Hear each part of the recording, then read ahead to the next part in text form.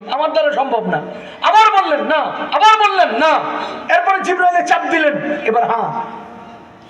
আরে এবার হ্যাঁ, এবার 1-2 আয়াত না, 6666 আয়াত নেওয়ার জন্য হ্যাঁ। 114টা সূরা বহন করার ক্ষমতা এসে গেল। এখন আপনারা বলেন, এই উন্নত জায়গা থেকে আরেকটু ট্রান্সফার করলে এটা কনভার্ট হয়ে যায় না? মনে করেন বড় একটা ক্যামেরা, 4K ক্যামেরা, এই ক্যামেরা দিয়ে কোনো একটা রেকর্ড করলে আমাদের এই সমস্ত অ্যান্ড্রয়েড মোবাইল সেটের মধ্যে এটাকে সাপোর্ট করে না, এটা নেয় না, দেখা যায় না, অনেক ভারী ফাইল। এরপরে আপনি বলেন এই ফাইলটা যদি আমরা এখানে নিতে হয় কি করতে হয়? কম্পিউটারের সফটওয়্যারে নিয়ে কনভার্ট করে এটাকে নরম করতে হয়, ছোট করতে হয়, এটার রেজলিউশন কমাইতে হয়। তাহলে এইসব আর পাহাড়ের উপরে দিয়েছে, পাহাড় সহ্য করতে পারে নাই, নিতে রাজি হয় নাই, সেটা আল্লাহ আমাদের নবীজির উপরে নাজিল করে কনভার্ট করে, ছোট করে, নরম করে আমাদেরকে এখন বুকে নেওয়ার মতো ক্ষমতা দিয়ে দিলেন।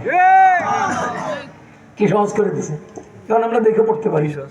দিয়ে দেন মুসলমান আসেন, আমাদের নবীজি সাল্লাল্লাহু আলাইহি ওয়াসাল্লামের কাছে 4 ধরনের আমল পাওয়া যেত, 4 ধরনের বিষয় পাওয়া গেছে।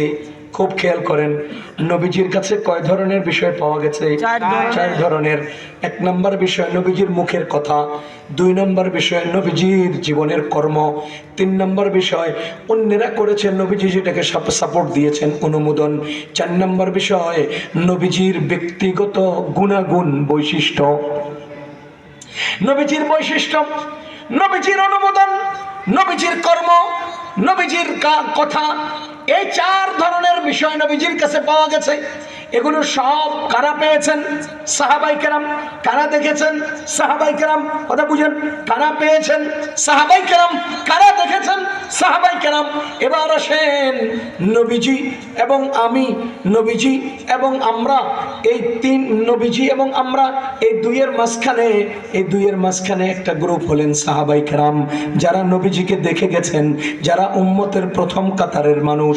আমাদের নবীজি শরীয়ত যাদের কাছে রেখে গেছেন, নবীজি কোরআন যাদের কাছে রেখে গেছেন, নবীজি হাদিস যাদের কাছে রেখে গেছেন, নবীজির বৈশিষ্ট্য যাদের কাছে রেখে গেছেন, নবীজির অনুমোদন যাদের কাছে রেখে গেছেন, মোট কথা পূর্ণ শরীয়ত যাদের হাতে সুপর্দ করে গেছেন, তাদের এবং নবীজির, আমাদের মাঝে, নবীজির মাঝে তাদের একটা ব্যারিকেড রয়ে গেছে, তাদের মধ্যস্থতা রয়ে গেছে। এবার আপনারা খুব খেয়াল করে শুনেন, আমি কোন সুন্নতগুলো আমল করব, নবীজির কোন কর্মগুলো আমল করব, কোন কথাগুলো আমল করব, কোন বিষয়গুলোকে নিজের জীবনে বাস্তবায়ন করব, এটা দেখার জন্য সবচেয়ে শক্তিশালী একটা জিনিস হলো সাহাবাই কেরাম। সাহাবাই কেরাম হলেন ছালনি। ছালনি চেনেননি? ছালনি গুড়ি চালে, সাহাবাই কেরাম হলেন ছালনি। এই ছালনিতে যেটা ধরা পড়েছে সেটা নবীজির রয়ে গেছে, ছালনি দিয়ে যেটা নিচে পড়েছে সাহাবীগণ করেন নাই, কিয়ামত পর্যন্ত উম্মত সেটা করবে না।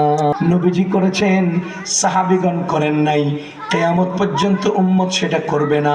এবার আপনারা বলেন, নবীজির জীবনী থেকে আমরা সুন্নত কোনটা চিনব কিভাবে? সাহাবীগণ যারে সুন্নত বলেছেন, কিয়ামত পর্যন্ত উম্মত সেটাকেই সুন্নত চিনতে হবে।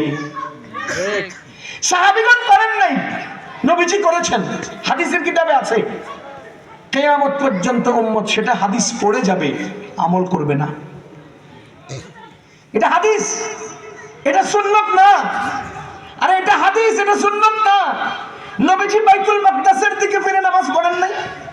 পড়েন নাই? দাঁড়িয়ে পেশাব করেছেন কিনা? হাদিসের মধ্যে আসছে, বুখারী শরীফের হাদিস, নবীজি জীবনে একবার দাঁড়িয়ে পেশাব করেছেন। কিয়ামত পর্যন্ত উম্মত এই হাদিস কিতাবে পড়বে, এলাকায় এলাকায় দাঁড়াইয়া উম্মত দাঁড়িয়ে দাঁড়িয়ে পেশাব করবে না। কথা বুঝতেছেন নি? হাদিসের কিতাবে আছে, কিন্তু উম্মতের আমলে নাই। নবীজি 4 জনের অধিক বিয়ে করেছেন, হাদিসের কিতাবে আছে উম্মত কিয়ামত পর্যন্ত 4-এর অধিক বিয়ে করার অনুমতি নাই। এর অর্থ হলো যাই হাদিস পাইবা তাই আমল করবা, এটা সম্ভব নয়। এখন যা হাদিসটা আমল আমরা করব কিনা এটা নির্ধারণের জন্য সাহাবাই কেরামকে কষ্টি পাথর মানতে হবে। নবীজির অনেকগুলো কথা, কাজ, অনুমোদন, গুণাগুণ সাহাবাই কেরামের দ্বারা চুম্বকের মতো ওইভাবে ছোঁয়া লাগাইলাম, যেগুলো ছেড়ে লেগে আসছে সেগুলো কিয়ামত পর্যন্ত উম্মত আমল করবে, যেগুলো রয়ে গেছে এগুলো নবীজির, এগুলো আমাদের না।